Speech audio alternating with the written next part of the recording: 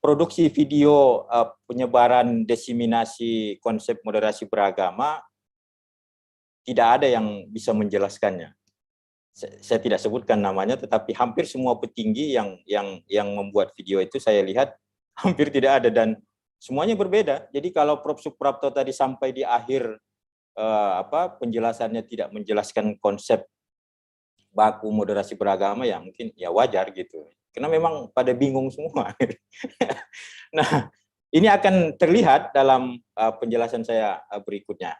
Pertama yang saya hormati Profesor Suprapto dan kawan-kawan semuanya yang tergabung dalam diskusi literasi pada malam hari ini. Jadi tujuan presentasi saya adalah untuk mendiskusikan tentang konsep moderasi beragama dari aspek tantangan dan peluangnya. Ringkasnya, saya berusaha menggambarkan bagaimana doktrin moderasi beragama itu dikonstruksi saat ini. Pertanyaannya adalah, bagaimana memahami konsep moderatisme atau moderasi beragama saat ini? Ya. Jadi, bagaimana memahami gagasan tersebut? Saya selalu berpegang pada argumentasi saya bahwa moderasi beragama itu dipromosikan oleh negara untuk memperkuat kembali legitimasi nasionalisme kebangsaan. Jadi pondasi utama saya untuk memahami bagaimana moderasi beragama dikonstruksi saat ini, yaitu memang salah satu produk negara. Bagaimana kemudian itu berlangsung, penjelasan berikutnya akan menunjukkan itu. Nah, caranya adalah membuat kebijakan-kebijakan yang menekankan pada aspek penolakan terhadap narasi konservatisme beragama, khususnya di lembaga pendidikan. Selanjutnya, negara memperkuat praktek-praktek sosial budaya yang dianggap mewakili kepentingan negara dalam hal menjaga stabilitas umum. Tujuannya adalah untuk memantau cara pandang masyarakat dalam memahami hubungan antara agama dan negara. Saya sengaja menggunakan bahasa yang halus itu, kata-kata memantau. Sebenarnya ada bahasa yang lebih keras lagi dari sekedar memantau ya, atau mengatur gitu, tapi memantau itu relatif lebih halus. Ringkasnya, saya ingin mengatakan bahwa moderasi beragama adalah dogma agama negara atau dogma atau agama negara, state religion, untuk menciptakan stabilitas umum dalam upaya menciptakan pembangunan. Jadi tidak heran jika banyak pengamat menyebutkan bahwa Jokowi itu adalah new developmentalism. Jadi gaya model baru dari gaya Soeharto yang menekankan pada aspek pembangunan. Dan pembangunan itu selalu menekankan pada stabilitas. Nah, Pak Jokowi sangat concern terhadap stabilitas itu, meskipun abai pada aspek penegakan HAM dan isu-isu lainnya, tetapi memang gaya diplomatalisme ya, dia menghendaki adanya sebuah stabilitas. Jadi moderasi beragama ini bagi saya adalah upaya untuk menciptakan stabilitas itu. Pada awalnya nasionalisme dibangun untuk mempertahankan sebuah identitas secara geografis dari cengkraman pihak luar dalam bentuk kolonialisme penjajah. Sementara saat ini negara membangun identitasnya kembali karena berhadapan dengan problematika warganya sendiri. Materi yang akan saya sampaikan, saya presentasi kok jadi kayak serius sekali ya. Materi presentasi saya itu ada 4. Pertama, konteks perdebatan, konsep moderasi, kebebasan, dan ini yang tadi Pak Suprapto belum lewat tadi, dan itu akan saya sambut gitu. Jadi TikTok gitu ya. Saya kira meskipun beda tempat tapi perasaan akademiknya sama gitu ya.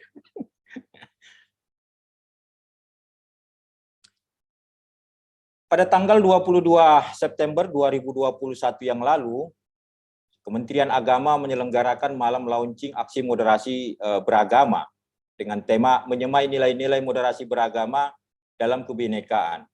Salah satu agenda kegiatan yang menarik adalah orasi ilmiah tentang moderasi beragama di Indonesia yang disampaikan oleh Cinta Laura, yang dihadiri oleh Menteri Agama, Menteri Pendidikan, dan perwakilan dari Menteri Dalam Negeri. Tentu saya mengikuti itu.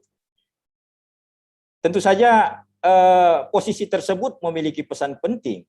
Sejauh penelusuran saya, Cinta Laura adalah seorang perempuan, artis, energik, masih muda, dengan latar belakang pendidikan Barat, Cinta Laura besar dalam lingkungan pendidikan sekuler serta pergaulan kehidupan yang terbuka. Terlepas dari perdebatan substansi yang disampaikannya, ya cukup menarik ya, banyak filosof-filosof Barat yang dikutip ya, bukan filosof Muslim tentu saja ya. Dia pertama kali dia mengutip adalah René Descartes. Itu luar biasa sekali dalam sebuah orasi ilmiah moderasi beragama. Menurut saya tampilnya Cinta Laura itu menyiratkan beberapa pertanyaan. Pertama, siapa yang menjadi sasaran utama dari kampanye moderasi beragama? Apakah kelompok agama tertentu, organisasi tertentu, paham atau aliran tertentu, ataukah seluruh warga negara? Pertanyaan yang kedua adalah, jika memang ada, bagaimana pemerintah menanganinya? Inilah dua pertanyaan pembuka perdebatan menurut saya tentang konsep dan praktek moderasi beragama yang sedang dilakukan oleh pemerintah.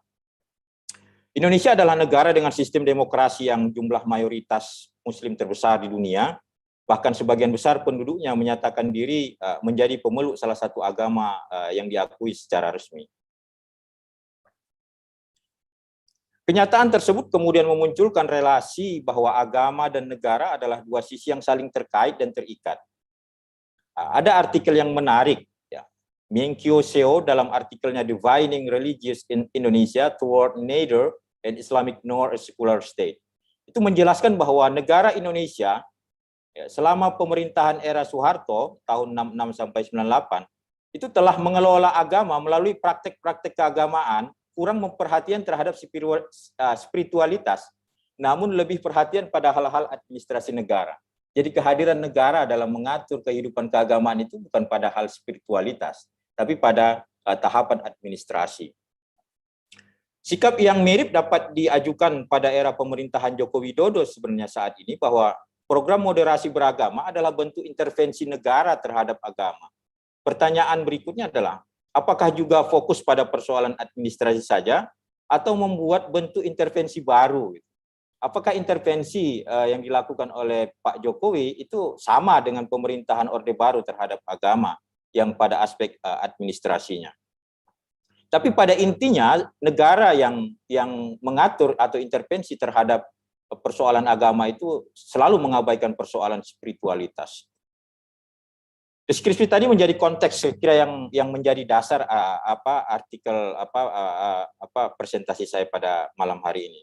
Untuk lebih mempertegas, saya akan menyampaikan beberapa data statistik yang menunjukkan bahwa relasi agama dan negara menjadi poin penting seperti yang disinggung tadi oleh Pak Suprapto tadi. Mengapa agama kemudian menjadi penting? Ya, menurut kecenderungan itu bahwa umat Islam di Indonesia, bahkan orang Indonesia pada umumnya itu adalah agama minded.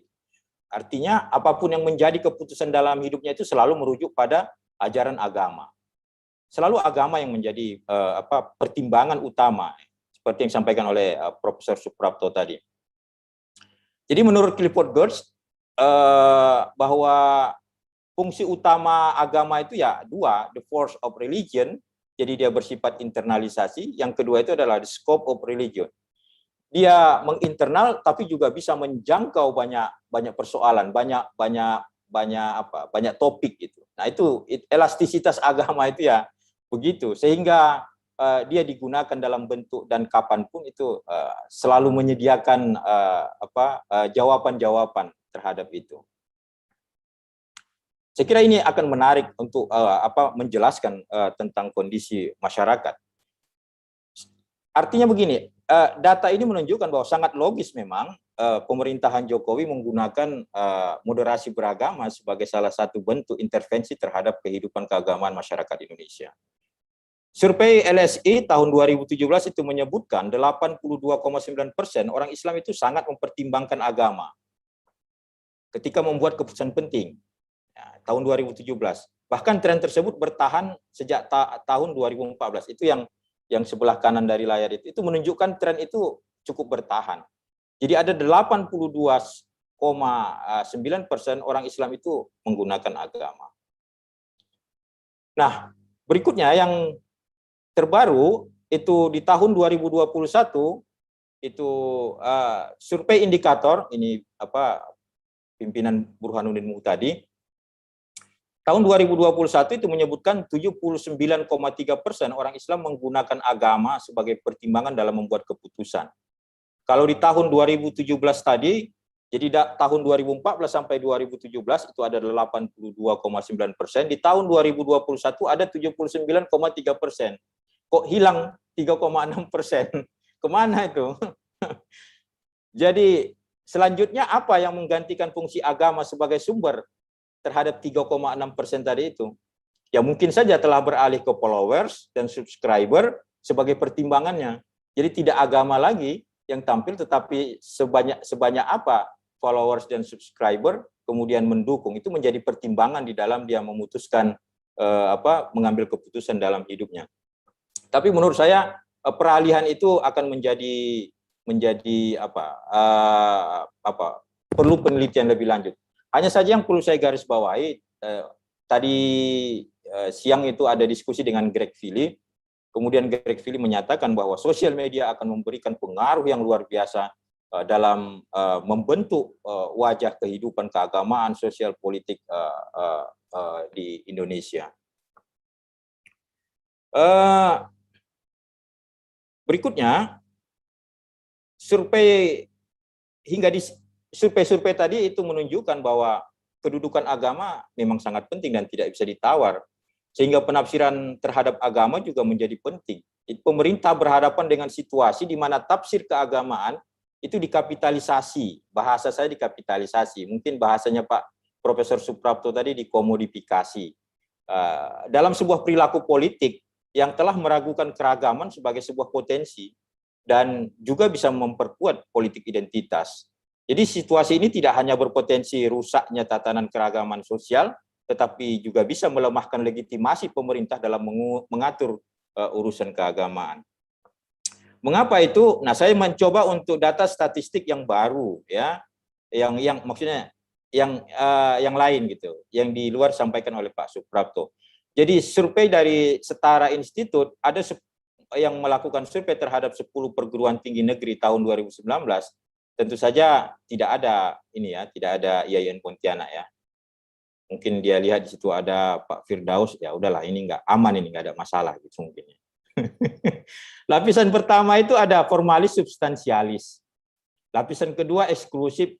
Formalis substansialis ini lebih cenderung kepada bentuk negara, ya, hukum. Jadi yang saya kasih tanda merah itu adalah ada kecenderungan bahwa mereka itu menginginkan adanya hukum Islam yang diterapkan dalam tata negara kita. Eksklusif inklusif itu menyangkut tentang kehidupan keagamaan di dalam sosial kemasyarakatan, ya. Konservatif sekuler itu menyangkut urusan ranah individual. Tetapi terlepas dari data-data ini, menurut saya moderasi beragama kemudian juga menjadi pertanyaan, apa relevannya moderasi beragama kemudian mengurusi 3 lapisan-lapisan ini. Hanya saja saya ingin mengatakan, saya setuju bahwa ini adalah early warning system kepada kita, bahwa pola tipologi keberagamaan mahasiswa yang ada di Indonesia saat ini itu cukup memberikan perhatian kepada kita, ya. Saya kira ini early warning system yang akan berdampak terhadap hubungan kenegaraan, hubungan sosial kemasyarakatan, dan hubungan urusan di ranah individu itu. Nah, ada yang terbaru lagi, itu yang PPIM Pak Suprapto itu tahun 2020 itu menyebutkan bahwa sebenarnya anak-anak muda, generasi muda terutama mahasiswa itu sikap toleransinya itu sebenarnya relatif tinggi, ya. Maupun perilaku toleransinya itu cukup tinggi.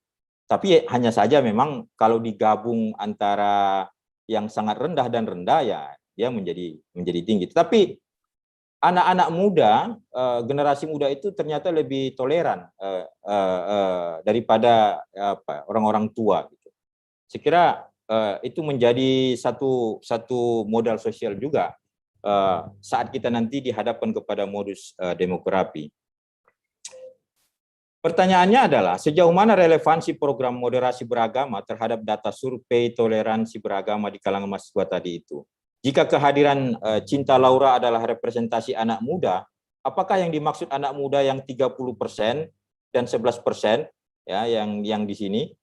Nah, fakta yang harus diterima bahwa beberapa tahun ke depan Indonesia akan dihadapkan kepada bonus demografi. Tentu saja lembaga-lembaga pendidikan ini akan banyak dihuni oleh anak-anak muda. Sehingga kuatnya dukungan Kementerian Agama dan Kementerian Pendidikan, Riset, dan Teknologi adalah strategi negara untuk mengkampanyekan program moderasi beragama. Selain sifatnya tersentralisasi melalui kurikulum, juga melibatkan sistem administrasi pendidikan lainnya.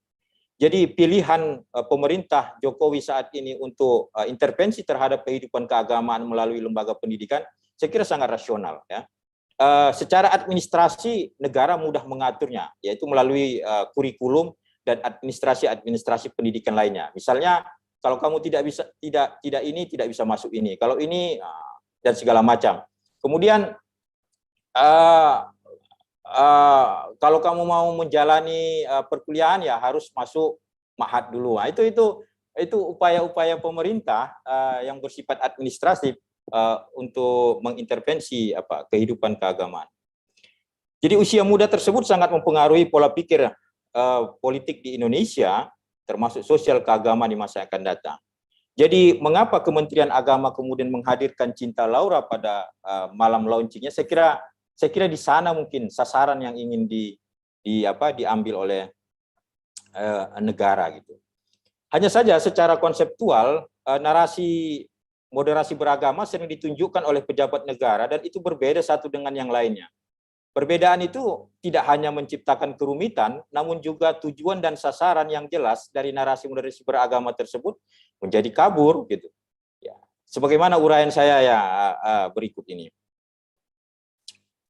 Pada sebuah pertemuan high level consultation of World Muslim Scholars of Wasatiyah Islam atau yang biasa dikenal dengan konsultasi tingkat tinggi Muslim dunia di Istana Kepresiden Bogor, Selasa 1 Mei 2018.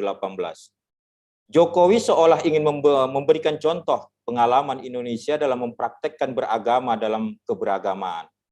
Pada sisi yang lain, Jokowi juga ingin menegaskan bahwa demokrasi yang selama ini dianut adalah sesuai dengan nilai-nilai wasatiyah. Jokowi tidak menyebutkan secara jelas apa yang dimaksud dengan Islam wasatiyah, tetapi dapat diambil kesimpulan menurut saya bahwa Islam wasatiyah adalah Islam yang rahmatan lil alamin. Kira-kira begitu pernyataan dari yang tersirat dari Jokowi.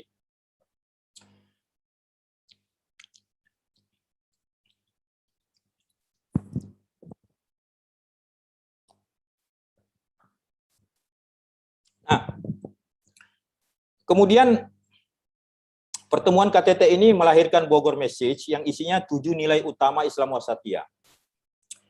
Ini istilah moderasi beragama belum muncul ya, ini masih munculnya adalah Islam wasatiyah.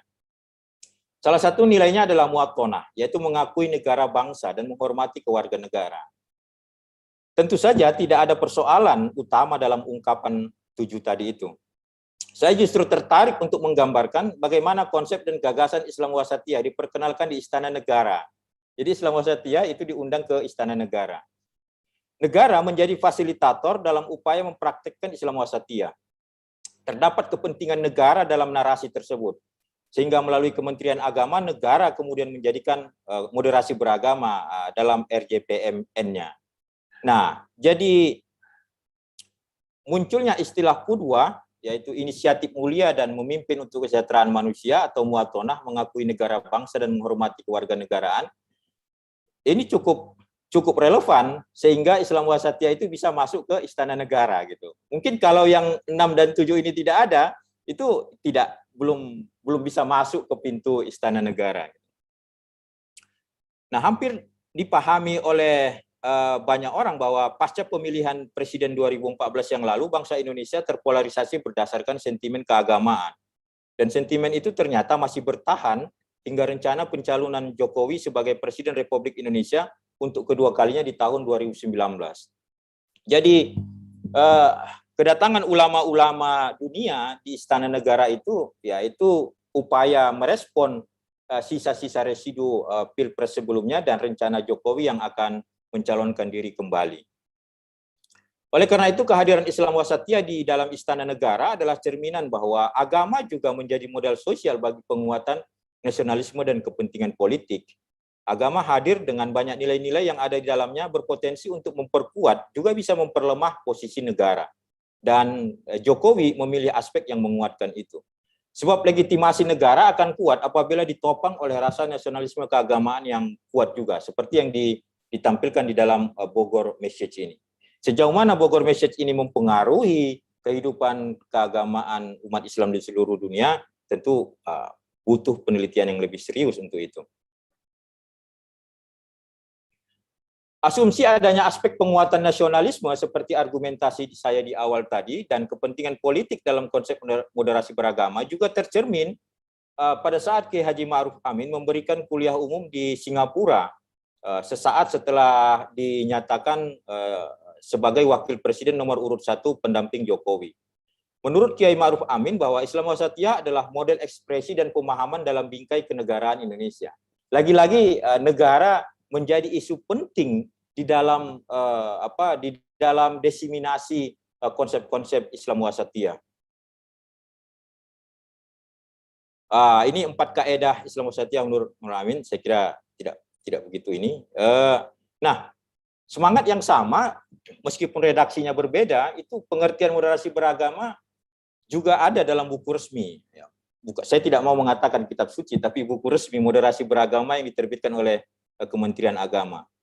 Menjelaskan bahwa moderasi beragama dapat dipahami sebagai sikap dan perilaku selalu mengambil posisi di tengah-tengah, selalu bertindak adil dan tidak ekstrim dalam beragama. Kalimat ini kan slogan ya, slogan-slogan. Dan itu nanti yang akan menjadi titik kritik saya pada sub pembahasan berikutnya. Jadi terlalu banyak jargon-jargon yang muncul di PTKIN ya, Islam rahmatan lil alamin ya, kemudian Islam yang berkedamaian, macam-macam itu ya. Ya, sebenarnya bagaimana slogan itu kemudian memasuki wilayah akademik gitu. Nah, apakah memang matching gitu ya? Nah, itu nanti akan menjadi tantangan pertanyaan sebagaimana yang saya awali di dalam penjelasan tadi itu. Nah, saya membuka lagi pada saat malam launching moderasi beragama itu, Dirjen Kementerian Agama Muhammad Ali Ramdhani menyebut ada 9 moderasi beragama. Jadi ada 2 tambahan, al-unf anti kekerasan dan i'tiraful unf ramah budaya. Jadi siapapun yang mau menyampaikan pejabat negara tentang moderasi beragama ternyata beda-beda gitu ya. Bisa bertambah, bisa berkurang ya. Terus bagaimana nanti mengukurnya itu gitu? Itu kan menjadi problem. Satu sisi konsepnya, satu sisi lagi nanti adalah persoalan indikatornya. Dan yang terakhir adalah ketika saya panel dengan Juhairi, sekarang beliau ini Duta Besar Indonesia untuk Tunisia, dia mengatakan bahwa dialah termasuk orang yang salah satu sumber pertama pembisik program moderasi beragama ke Jokowi gitu. Jadi menurut pembisik pertamanya ini bahwa moderasi beragama itu ada 4. Ada 4 spirit, keagamaan, kebangsaan, kebinekaan dan kemanusiaan. Beda lagi. Tapi pada intinya dari semua pendapat tadi, definisi dan konsep moderasi beragama memang sangat beragam dan penuh polemik. Meskipun demikian, ide utamanya adalah memperkuat pengakuan terhadap negara melalui propaganda agama. Saya kira kata-kata propaganda kok agak ini ya. Saya nggak tahu, saya salah memilih bahasa ini. Tetapi pada intinya adalah negara hadir di dalam moderasi beragama itu, ya itu untuk memperkuat legitimasi kedudukan negara. Gitu. Tidak ada urusannya dengan spiritualitas sebenarnya. Nah, sebelum itu, seperti yang disampaikan oleh Profesor Suprapto tadi, pada dasarnya konsep Islam Wasatiyah juga sudah pernah dirumuskan dalam Munas MUI tahun 2015. Ya, yang disebut dengan Taujihat Surabaya itu berisi 10 prinsip Islam Wasatiyah. Nah, ini ada 10 ini Islam Wasatiyah. Ya. Nah, jika dilihat dari antara Taujihat Surabaya dengan Bogor Message, kemudian pendapat Dirjen Pendis tadi, Juhairi Misrawi, jadi poin pentingnya itu di situ adalah tentang muatonah, jadi cinta tanah air. Saya kira pada intinya cinta tanah air atau mengakui eksistensi negara itu adalah hal utama, keyword di dalam memahami moderasi beragama. Kemanapun dibawa istilah moderasi beragama, mau pakai ayat apa, hadis apa, tetap nanti ujung-ujungnya itu adalah cinta tanah air. Kira-kira begitu. Itu tercermin dari beberapa wawancara yang saya lihat yang dirilis secara resmi oleh Kementerian Agama, dan hampir semua kemudian menyatakan inti muatonah itu. Tetapi sulit untuk memberikan satu contoh apa perilaku sikap yang disebut dengan moderat itu ya. Kalau kemudian seseorang tidak mau mengucapkan selamat Natal nanti yang sudah dekat ini, kemudian dia mau menerima pemberian orang-orang yang sedang merayakan Natal, nah, itu gimana? Apakah dia di tengah-tengah? Nah, bagaimana dengan konsep Islam berkemajuan model Muhammadiyah tahun 2010, kemudian bagaimana dengan Islam Nusantara pada tahun 2015? Saya kira butuh ruang diskusi berikutnya untuk menjelaskan itu. Saya udah berapa lama Pak Ajis ya? Maaf Pak Suprapto ya. Ya, mungkin sebentar lagi Pak. Kita mengingat kita beda zona waktu dengan. Iya itu makanya. Nah, saya ingin menggunakan Jeremy Menchik, ya, Productive Intolerance God with Nationalism di Indonesia. Salah satu poin penting dari artikel ini adalah bahwa umat Islam menolak kehadiran Ahmadiyah itu atas dasar ketuhanan yang Maha Esa. Maka dia sebut godly nationalism. Jadi dianggap bahwa kehadiran Ahmadiyah itu kemudian mengganggu sila pertama. Jadi orang menolak kehadiran itu justru dengan menggunakan ketuhanan. Nah ini juga dilakukan terhadap kelompok-kelompok lain. Jadi penolakan terhadap aliran-aliran kepercayaan, kelompok-kelompok sempalan dan lainnya itu menggunakan konsep ketuhanan. Jadi ketuhanan itu telah membentuk satu nasionalisme baru di Indonesia yang cukup menarik dan berbeda di tempat lain. Nah kemudian lahirlah indikator moderasi beragama. Nah ini kan apa implikasi terhadap mengukur sikap seseorang itu jika menggunakan 4 indikator ini? Ini akan menjadi persoalan besar di masa yang akan datang, bahwa negara bisa dianggap bersikap represif dan otoriter terhadap kelompok tertentu jika tidak menerapkan 4 indikator ini. Dan tantangannya, polemiknya akan sangat luar biasa sekali. Islam Wasatiyah pada awalnya adalah konsep sosial menurut saya, namun kemudian masuk ke dalam istana negara dan menjadi sebuah program pemerintah yang berubah nama menjadi moderasi beragama, atau lebih spesifiknya moderasi Islam. Kementerian Agama kemudian membentuk masjidnya, yaitu yang bernama Rumah Moderasi di berbagai perguruan tinggi Islam. Jadi ada rumah ibadahnya itu di PTKIN itu, nggak tahu ngapain mereka dalam itu. Jadi ada rumah ibadahnya. Kemudian membuat kitab sucinya, yaitu buku-buku moderasi beragama. Bahkan negara melalui Kemenak juga membentuk laskar-laskar moderasi beragama, yaitu instruktur nasional bersertifikat lengkap dengan seragam pakaiannya. Menurut saya untung saja tidak ada tanda pangkatnya di sini ya. Jadi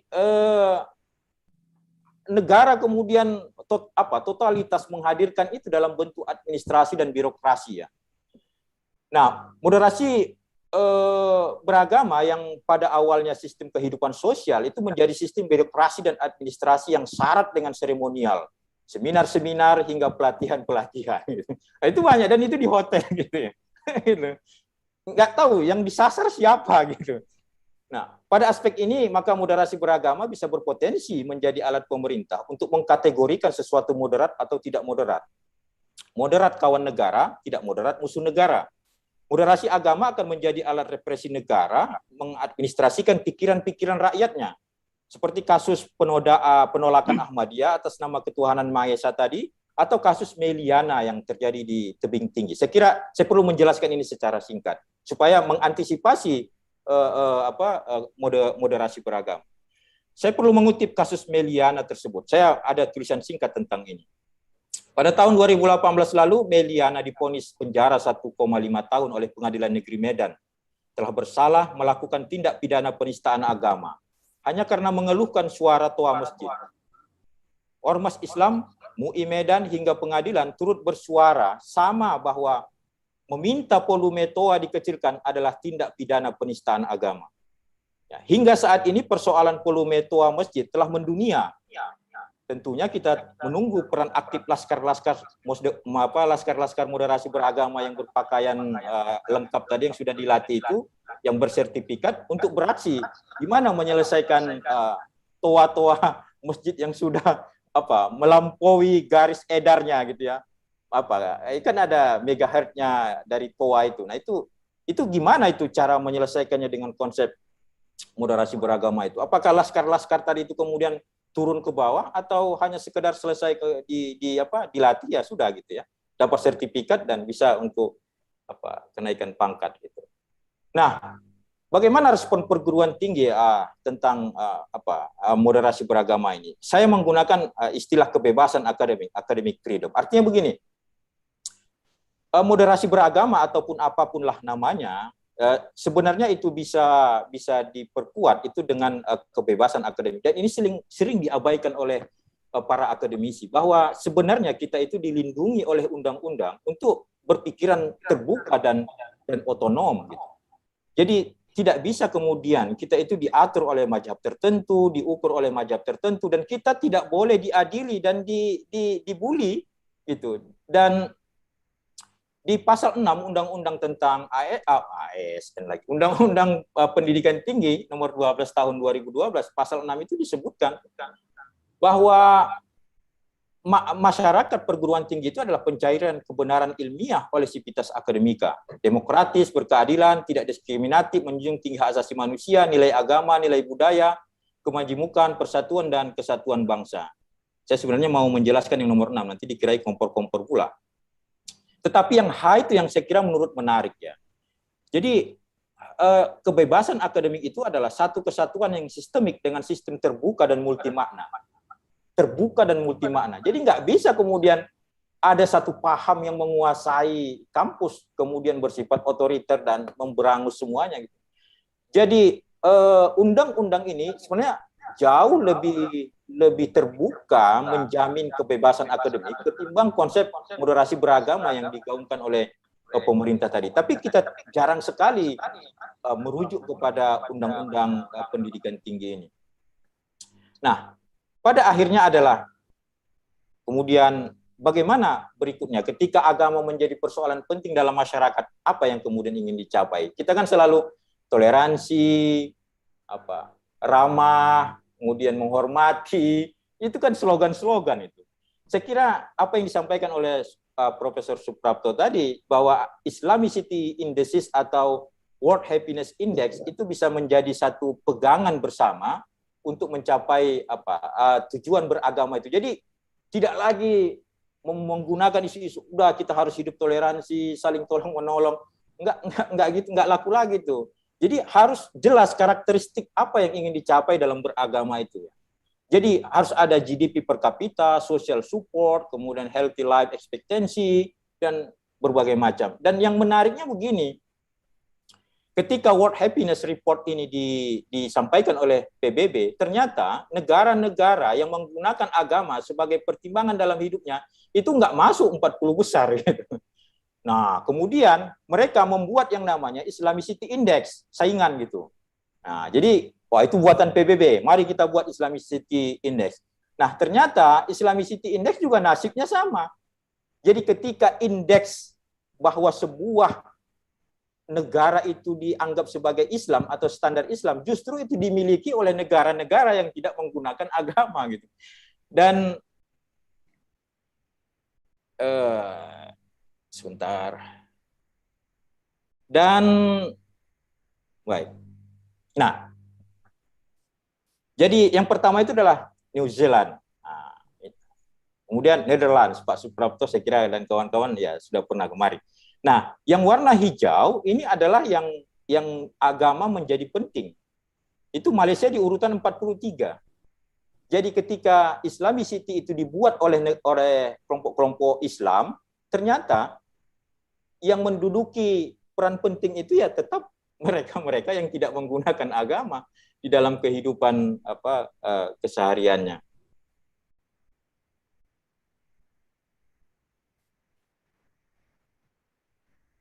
Penutup, saya kira saya harus menutup meskipun saya berupaya untuk tadi pesimis, optimis, dan ini mungkin agak pesimis lagi sebenarnya. Jadi pemerintah itu pernah kalah dalam hukum ketika mencoba menerapkan konsep moderasi beragama dalam aksi penerbitan surat keputusan bersama SKB 3 Menteri, yaitu Menteri Agama, Menteri Pendidikan, dan Menteri Dalam Negeri tentang penggunaan pakaian seragam dan atribut bagi tenaga kependidikan di lingkungan sekolah yang diselenggarakan oleh pemerintah daerah pada jenjang pendidikan dasar dan menengah. SKB tersebut lahir akibat peristiwa pemaksaan siswi SMKN 2 Padang yang beragama non-muslim untuk memakai jilbab. Peristiwa ini sangat luar biasa kemarin. Kemudian Menteri mengeluarkan SKB. Namun pada tanggal 3 Februari 2021, Mahkamah Agung menilai SKB hasil inspirasi moderasi beragama tadi itu bertentangan dengan hukum yang lebih tinggi, sehingga SKB tersebut tidak sah dan tidak memiliki kekuatan yang mengikat. Mereka membuat hukum, aturan dengan konsep moderasi beragama mentah di Mahkamah Agung. So what gitu. Terus ini mau apa gitu? Mau gimana? Nah, menurut saya peristiwa ini sekaligus menjadi ujian penting bagi pemerintah. Sebab tidak ada lagi tindakan pemerintah setelah SKB 3 Menteri itu dibatalkan oleh Mahkamah Agung. Jadi peristiwa ini menjadi ujian penting bagi pemerintah dalam melaksanakan program moderasi beragama sesuai birokrasi dan sistem hukum yang berlaku. Terakhir, beragama bukan pemberian atau diwariskan, beragama adalah common project, rencana bersama untuk kini dan masa yang akan datang. Beragama adalah konstruksi bersama. Model konservatif, liberal adalah cara beragama. Pada akhirnya, kebebasan, tanggung jawab, serta kebahagiaan adalah inti beragama. Saya kira demikian. Terima kasih. Oke,